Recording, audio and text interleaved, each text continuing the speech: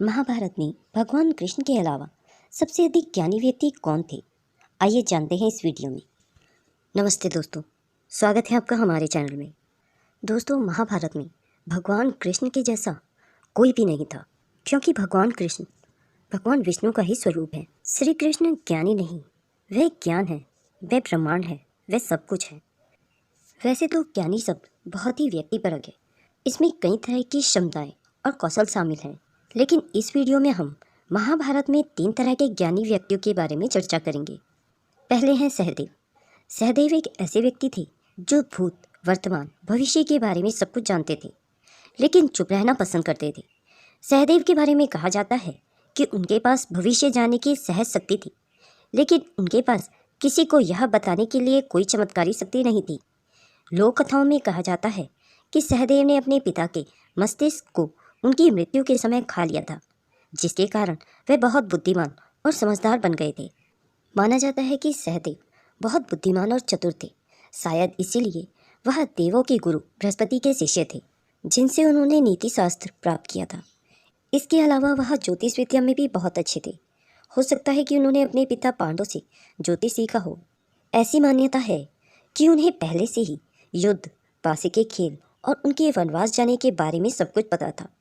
यह भी कहा जाता है कि युद्ध शुरू होने से पहले दुर्योधन और शकुनी ने युद्ध शुरू करने का सही समय जानने के लिए सहदेव से संपर्क किया था। ऐसी भी मान्यता है कि सहदेव जानते सब कुछ थे, परंतु किसी से कुछ बोल नहीं सकते थे, क्योंकि उन्हें श्राप मिला था, और इसी श्राप के चलते वे भविष्य में होने वाली घटनाओं के बारे में जानते सब कुछ थे, परंतु किसी को बता नहीं सकते थे। सहदेव अपनी भविष्य दर्शन शक्ति के जानकार थे।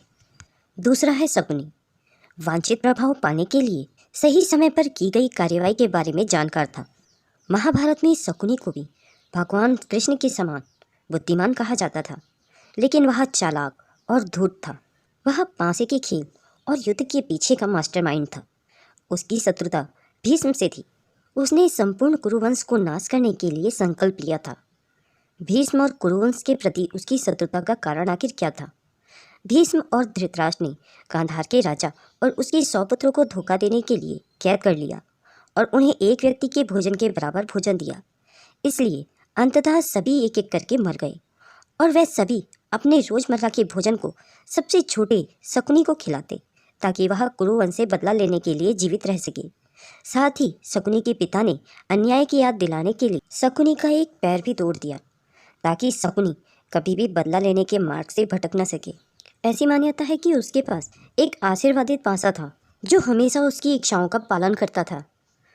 मान्यता है कि पासा उसके पिता की हड्डियों से बना था। उन्हें एक जादूगर भी कहा जाता था। वह जानता था कि भगवान कृष्ण ही एकमात्र व्यक्ति थे जो उसकी योजनाओं को नष्ट कर सकते थे।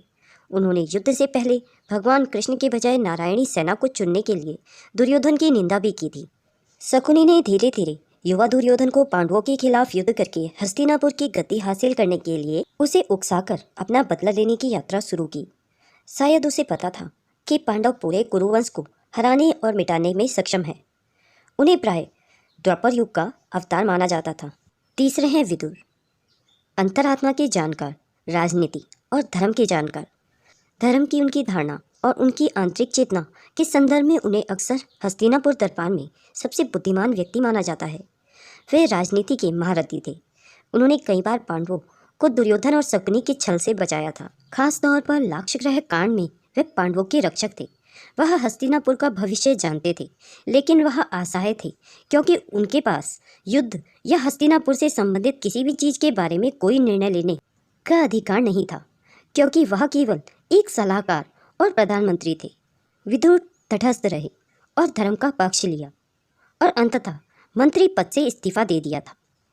दोस्तों, महाभारत में भगवान कृष्ण के अलावा ये सभी पात्र बुद्धिमान थे, परंतु भगवान कृष्ण की बराबरी तो कोई भी नहीं कर सकता। भगवान कृष्ण सर्वोच्च हैं। वे स्वयं ब्रह्मांड है, भगवान का परम रूप है। उन्होंने अर्जुन को अपना विश्व रूप दिखाया था।